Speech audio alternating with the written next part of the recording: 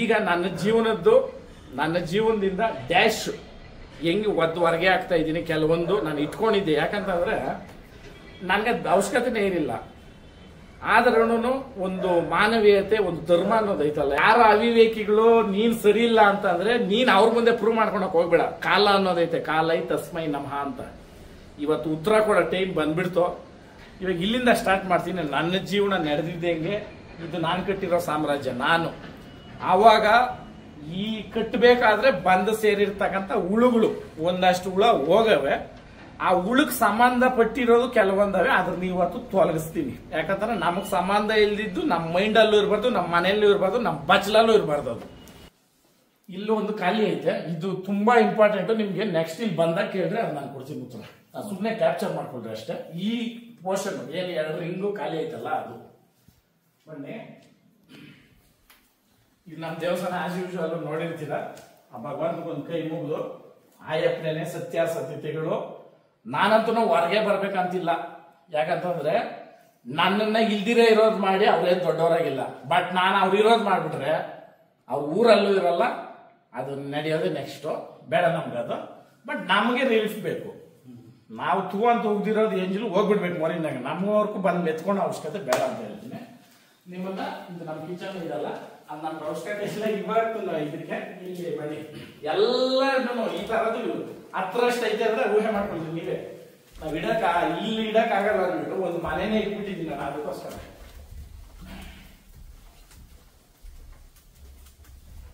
ಆಮೇಲೆ ನಮ್ಮ ಮನೆಯಲ್ಲಿ ಇಂಥದ್ದಿಲ್ಲ ಅನ್ನಕ್ಕಿಲ್ಲ. ಹೋಮ್ ಥಿಯೇಟರ್ ಇಂದ ಇರೋ ಬಾರ್ ಕೊಟ್ಟಿದ್ದೀನಿ, ಎಲ್ಲ ಮಾಡಿಸಿದ್ದೀನಿ. ಇದು ಹೇಗೆ ಅಂತಂದ್ರೆ ಇದು ನನ್ನ ರೂಮ್. ಮದುವೆ ಆದ್ಮೇಲೆ ನಾನು ಇಲ್ಲಿಗೆ ಬಂದಿದ್ದು. ಅದವರೆಗೂ ನಾನು ಹಳೆ ಮನೆಯಲ್ಲೇ ಇದ್ದೆ. ಈ ಮನೆ ಕಟ್ಟಿದ ಮೇಲೂ ನಾನು ಇಲ್ಲಿ ಬಂದಿಲ್ಲ. ಮನೆಯಲ್ಲೆಲ್ಲ ಏನ್ ಮಾಡಿದ್ರು, ಇಲ್ಲ ನೀನು ಇರ್ಬೇಕಿಲ್ಲಿ, ಮನೆ ಕಟ್ಬಿಟ್ಟು ನೀನು ನಾನು ಅಲ್ಲೇ ಇದ್ದೆ, ಬಂದಿರಲಿಲ್ಲ ಇಲ್ಲಿಗೆ. ಮನೆ ಕಟ್ಟಿದ್ರು ನಮ್ಮ ಅಜ್ಜಿ, ನಮ್ಮಮ್ಮ, ನಮ್ಮ ಅವರು ಇರೋರು. ಆಮೇಲೆ ಇಲ್ಲಿಗೆ ಬಂದಿದ್ದು. ಇಲ್ಲಿ ಒಂದಷ್ಟು ಇಟ್ಕೊಂಡಿದ್ದೀನಿ ಅಷ್ಟೇ, ಬೇಕಾದ ಫೋಟೋಸ್. ಇಲ್ಲಿಂದ ಈಚೆ ಕೂಡ ಅಲ್ಲಿ ಒಂದು ಬೊಂಬೆ ಐತಲ್ಲ, ಇದರಿಂದ ಕಿಕ್ಔಟ್ ಮಾಡ್ತೀನಿ. ಯಾಕಂತಂದ್ರೆ ಮನುಷ್ಯನ ಹೊಲಿಯೋಕ್ಕಾಗಲ್ಲ ಇಲ್ಲ ಅವರು. ಇದು ನಾನೇನೇ ಪ್ರೀತಿಯಿಂದ ತಂದು ಕೊಟ್ಟಿದ್ದು. ಎಲ್ಲಿ ಅಂತ ಕೂಡ ಹೇಳ್ತೀನಿ, ಈ ವಂಡರ್ಲಾಗ್ ಹೋಗೋ ಹತ್ರ ರೋಡ್ ಸೈಡ್ ಇಕ್ತಾರೆ ಗೊತ್ತಾ. ನಾನು ಸುಮ್ಮನೆ ಮಾಲ್ಗಳಲ್ಲಿ ತಂದ್ಬಿಟ್ಟೆ 50,000 ಕೊಟ್ಟು ಬಿಲ್ಡಪ್ ಕೊಡಲ್ಲ. ಅವತ್ತು ಅದು ಎಷ್ಟು 1500-600 ರೂಪಾಯಿ ಇರಬೇಕು. 1500-600 ರೂಪಾಯಿ ಅಲ್ಲ ಬೆಲೆ.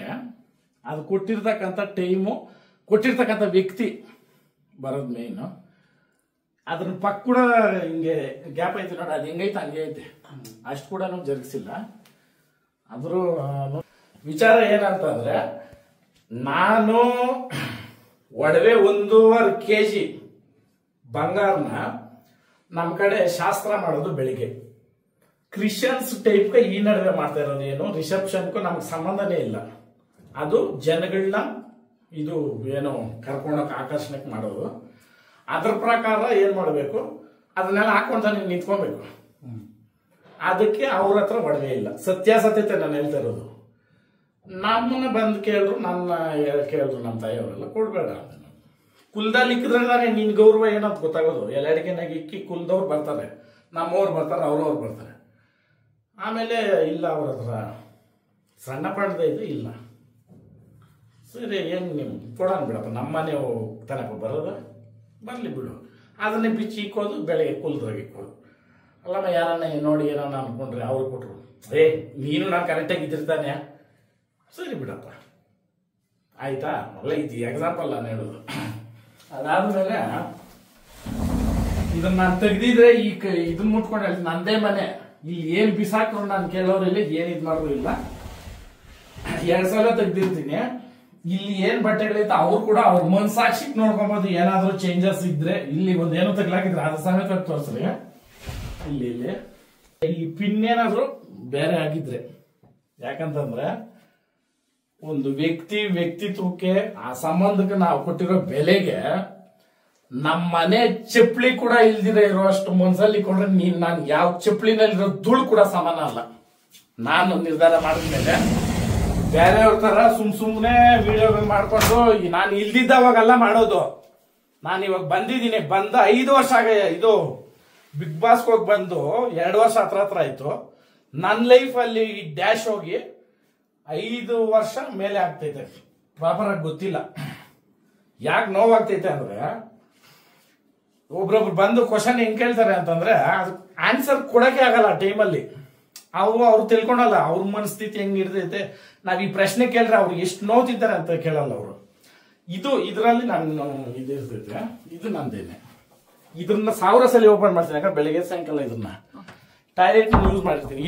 ಇದೇನಾದ್ರೂ ಈ ಕಲ್ಲರ್ಗಳ ಸಮೇತ ಅವ್ರ ಆತ್ಮ ಮುಟ್ಕೊಂಡು ಹೇಳ್ಬೇಕು. ಸೊ ಡ್ಯಾಶ್ ನನ್ನ ಜೀವನದಿಂದ ಹೋಗಿರೋ ಡ್ಯಾಶ್ಗೆ ಹೇಳ್ತಾ ಇರೋದು, ಆ ಡ್ಯಾಶ್ ಅಂಡ್ ಡ್ಯಾಶ್ ಫ್ಯಾಮಿಲಿಗೂ ಹೇಳ್ತಾ ಇರೋದು. ಇದ್ರಲ್ಲಿ ಏನಾದ್ರೂ ಒಂದು ವ್ಯತ್ಯಾಸ ಆಗಿದ್ರು ಕೂಡ ನಾವು ಬದುಕೋದೇ ಸಾಕ್ಷಿ. ಆಯ್ತಾ? ಮೀಡಿಯಾ ಐತೆ, ಮೀಡಿಯಾ ಬಂದ್ಬಿಟ್ಟವ್ರೆ ಅಂದ್ಬಿಟ್ಟು ಇದನ್ನ ಇವತ್ತೇ ನಾನು ಎಳ್ದಿರೋದು. ಇದು ಎಲ್ಬಿಡಪ್ಪ, ಇದು ಆಗ್ತಿತ್ತು ನೋಡು. ಅವೆಲ್ಲ ಸುಮಾರು ದಿನ ಆಯ್ತಲ್ಲ ಕಟ್ಕೊಂಡ್ಬಿಡವಲ್ಲ. ಈ ನನ್ನ ಜೀವನ ಅಂದ್ರೆ ಡ್ಯಾಶ್ ಅಂಡ್ ಡ್ಯಾಶ್ದು ಇಷ್ಟೇ. ಇರಪ್ಪ ಇಲ್ಲೇನೈತೆ ಇಷ್ಟು, ಅಲ್ಲೇನ್ ತೋರಿಸ್ತಿ ಇಷ್ಟು. ನೀನು ಬಾಳಿ ಬದುಕಬೇಕು ಅನ್ನೋ ಜಾಗದಲ್ಲಿ ಇದು ನಾನು ಸಿಂಪಲ್ ಇರೋದು. ಇನ್ನ ಬೇರೆ ರೂಮ್ಗಳಲ್ಲೆಲ್ಲ ಅರ್ಥ ಮಾಡ್ಕೊಳ್ತೀನಿ, ಜನಕ್ಕೆ ಬಿಟ್ಟಿರ್ತೀನಿ ನಾನೆಲ್ಲ. ಇದಾದ್ಮೇಲೆ ಮೇನ್ ತೆಗಿದ್ರೆ ಆ ಬೀರುದು ಬರೋದು ಕತೆ. ಆಮೇಲೆ ಎಲ್ಲ ಜನತೆಗೆ ಹೇಳೋದು, ನಾವು ಹಳ್ಳಿ ಕಡೆ ಗದ್ರಿ ಬದ್ರಿ ಮಾತಾಡೋದು, ಎತ್ತು ಹಿಡಿಯೋದು. ಓ ನಣ ನಮಸ್ಕಾರ. ದೇವರಾಣೆ ನಂಬೇಡ್ರಿ. ಸರ್ವ್ ನಾಶನ ಮಾಡ್ಬಿಡ್ತದೆ ನಾಟಕ. ಜೀವನದಲ್ಲಿ ನಾಟಕನೇ ನೋಡ್ತಾ ಇದ್ರೆ ನಮ್ಗೆ ಗೊತ್ತು, ಇವ್ನು ನಮ್ ರಾಜ್ಗಿನೋ ಇವತ್ತು ಕೃಷ್ಣ ಪಾಠ ಹಾಕೋಣ ಬರಲ್ಲೇ ಅಂತಿದೆ ಅಲ್ವಾ. ನಿಜ ಜೀವನದಲ್ಲಿ ಆಡ್ಬೇಡ್ರಿ ಡ್ರಾಮಾಗಳು, ನಾಟಕಗಳು. ಇದ್ರದ್ದು ಬೀಗ ನೋಡೋಣ ಬನ್ರಿ, ಅದು ತೋರಿಸ್ತೀನಿ. ಇದ್ರಲ್ಲೂ ಏನಾದ್ರೂ ಈ ವ್ಯತ್ಯಾಸಗಳು ಸಿಂಪಲ್ ನಾನು ಹೇಳೋದು ಇವೆಲ್ಲ ಅವಶ್ಯಕತೆ ಇಲ್ಲ. ಇದ್ರ ಸಮೇತವಾಗಿ ಇದೇನೇ ಇದು ಟಿಶ್ಯೂ ಪೇಪರ್, ಇದ್ರನ್ನೂ ನಾವೇನಾದ್ರೂ ವ್ಯತ್ಯಾಸ ಆತ್ಮಸಾಕ್ಷಿಕನ ಎದುರುಗ ನಡ್ಕೊಂಡ್ರೆ ಯಾವನು ಉಳಿಯಲ್ಲ, ಯಾವಳು ಉಳಿಯಲ್ಲ. ಇದು ಯಾಕೆ ನಿಮ್ಗೆ ಹೇಳ್ತಾ ಇದ್ದೀನಿ ಅಂದ್ರೆ ನೋಡಿ, ಬೀಗ ಮಾತ್ರ ಎತ್ಕೊಂತ ಇದ್ದೀನಿ ಇಲ್ಲಿರೋದು. ಇದು ಏನಕ್ಕೋಸ್ಕರ ಎತ್ತಿದ್ದು ಅಂತಂದ್ರೆ ಬಿಲ್ಡಪ್ ಕೊಡೋಕ್ಕೋಸ್ಕರ ಚಿನ್ನ ಬಿಟ್ಬಿಟ್ಟು ಬಂದ್ಬಿಟ್ಟಿದ್ದೀರಿ ಅಲ್ಲಿ ಅಂತ ಮಾತು ಬಂತು.